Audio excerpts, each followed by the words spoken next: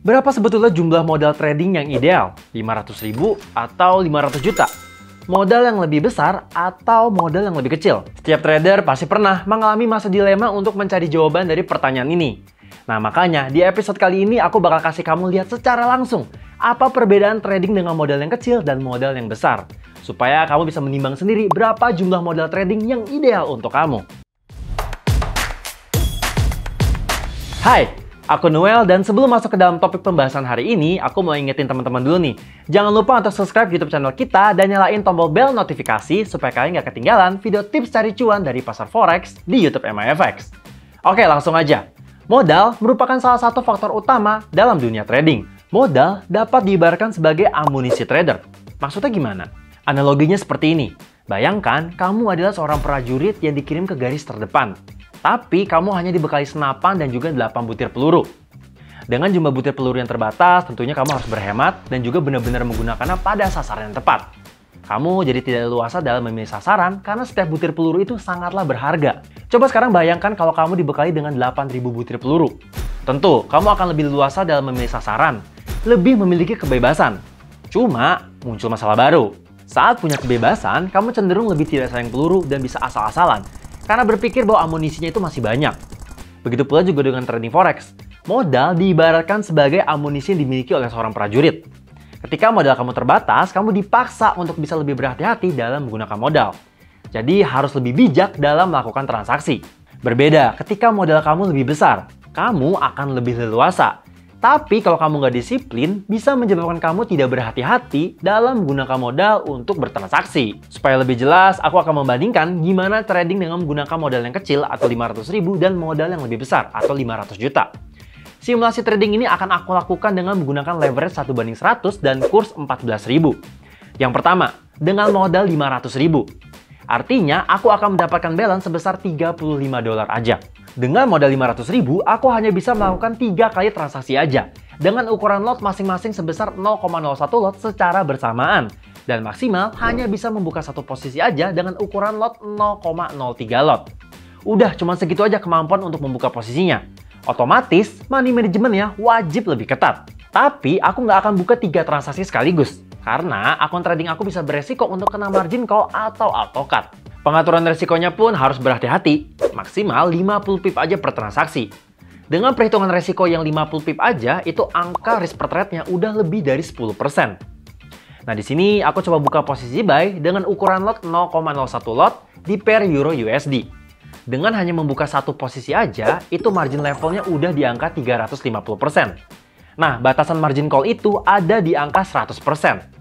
Angkanya udah lumayan mepet kan? BTW, buat teman-teman yang masih belum paham apa itu margin call, kalian bisa cek videonya di sini. Oke, balik lagi ke margin level. Baru buka satu posisi aja, udah di level 350%. Sekarang misalkan turun 50 pip. Itu artinya aku loss sebesar $5. Nah, angka margin levelnya juga akan turun menjadi 300%. Semakin mendekati batas margin call.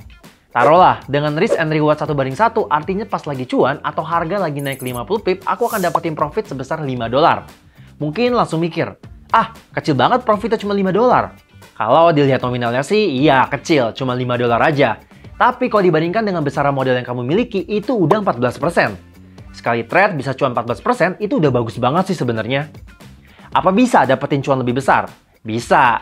Tapi apa rela resikonya ikut dinaikin? Atau resiko dan target profit yang sesuai dengan modal kamu? Incar konsistensi profit, bukan profit yang besar aja. Taruhlah, kamu bisa 3 kali konsisten profit secara berturut-turut. Profitnya udah 42% loh. Sekarang gimana kalau kita menggunakan modal 500 juta? Asumsinya masih sama. Leverage yang digunakan itu 1:100 dan kursnya 14.000. Balance yang didapat itu sebesar $35.000. Dengan menggunakan lot sizing dan juga risk management yang sama, aku bisa membuka posisi 100 kali lebih banyak dari modal 500.000. Saat buka posisinya sama dengan modal 500.000 tadi, yaitu buy di pair Euro USD dengan ukuran 0,01 lot dan modalnya 500 juta. Margin levelnya itu ada di angka 350.000%. Jauh banget kan margin levelnya dibandingkan saat kamu menggunakan modal 500.000. Bahkan saat kamu buka satu lot sekalipun, margin levelnya masih di angka 3.500%. Masih jauh banget dari margin call. Kemampuan dalam resikonya pun juga berbeda. Kalau kamu menggunakan modal 500 juta dan trading sebesar 0,01 lot, kamu bisa mengatur resikonya hingga 3.500 pip. Gede banget, itu pun sudah menggunakan risk per trade sebesar 10%. Kalau trading sebesar 0,1 lot, resikonya juga masih 350 pip. Lebih enak kan, jaraknya lebih jauh, hold posisinya lebih lama, otomatis cuan yang didapat juga lebih besar. Asumsi kalau kamu menggunakan risk and reward 1:1. Saat loss pun kalau kamu menggunakan model 500 juta dan ukuran transaksi 0,1 lot, margin levelnya berada di angka 34.650%.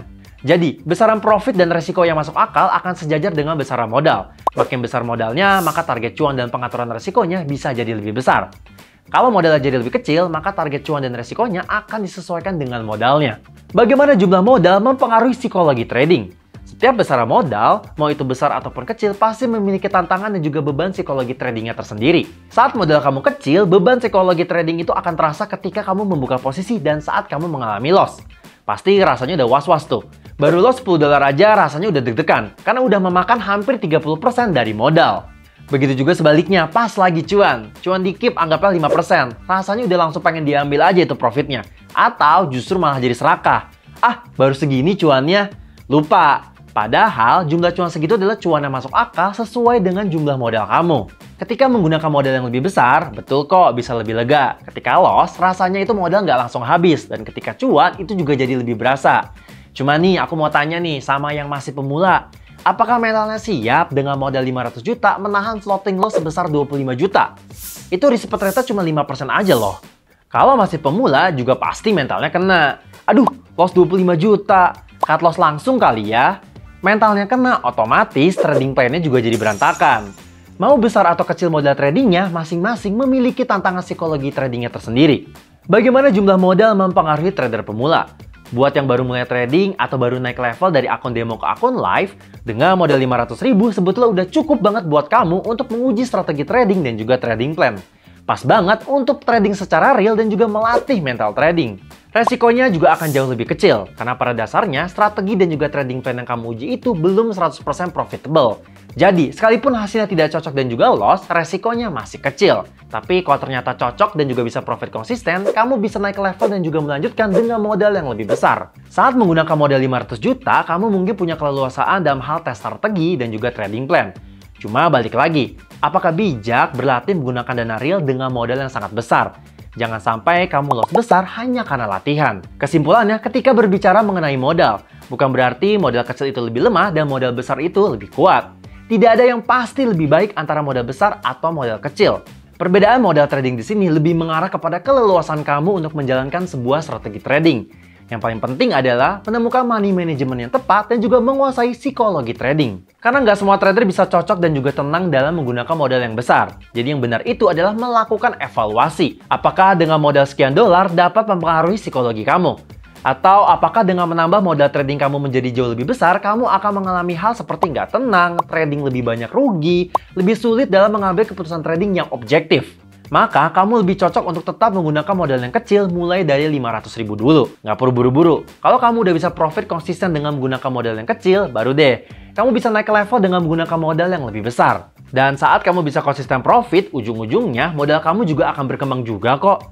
Walau memang, waktu dan prosesnya setiap orang itu mungkin akan berbeda-beda. Ada yang cepat, ada yang lamban. Tapi itu nggak masalah. Oke, sekian video hari ini. Aku harap kalian jadi bisa lebih memutuskan untuk trading menggunakan modal yang kecil atau modal yang besar. Dan untuk teman-teman yang pengen ikutan serius menghasilkan uang tambahan dan juga sukses di market forex tapi belum berani pakai akun live, yuk belajar dulu pakai akun demo. Buat yang masih bingung pakai trading akun demo itu di mana, kalian bisa download pakai aplikasi MyFX yang link downloadnya ada di kolom deskripsi. Kamu bisa gunakan akun demo di MyFX dengan pilihan 4 opsi dana virtual yang bisa kalian pilih, mulai dari $1.000, $5.000, $10.000, dan $100.000. Jangan lupa juga untuk kalian subscribe YouTube channel MyFX biar kalian gak ketinggalan beragam tips cari cuan dari trading forex lainnya. Jangan lupa juga untuk klik like kalau kalian suka video ini dan juga komen pakai hashtag nanya MyFX kalau ada pertanyaan. Jangan lupa juga untuk share ke teman-teman kalian yang lainnya. Melek forex semudah itu.